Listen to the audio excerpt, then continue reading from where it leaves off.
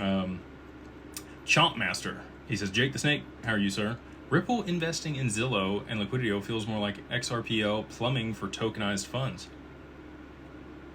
I would agree with you, sir.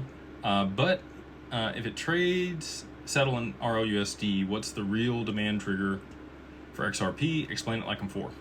So, collateralization. If you have to post liquidity in those pools in order to be able to facilitate the transfer or trading of the assets that are being exchanged, so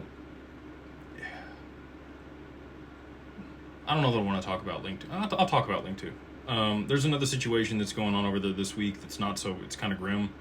Schwab has backed out on their deal, and it looks like that, a good chunk of Ripple equity is going to be sold at fire sale prices to 4 private equity funds for people that were participating at Link 2. So, not so good on that side. But the reason I bring that up is a while back they were looking to create tokenized market for SPVs that they had in the equities on their platform that traded real time. And one of the major blockers that they had for that was liquidity.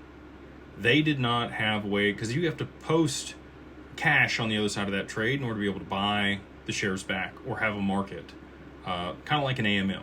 So in an AMM, your order is going to execute, right? Normally there needs to be a buy and sell on both sides of the transaction. If the market maker themselves will buy or sell whatever they need to you when you execute a trade, it's much more efficient.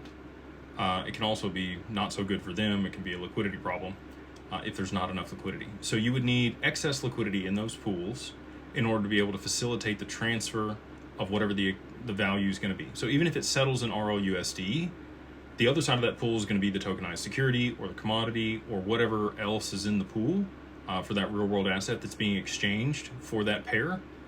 And you need liquidity to be able to bridge that and exchange those two values. And that's something that a lot of people miss. I don't want to say people don't understand markets, but, and I try to do this. I try to oversimplify things, like just like you said, explain it to you like you're four.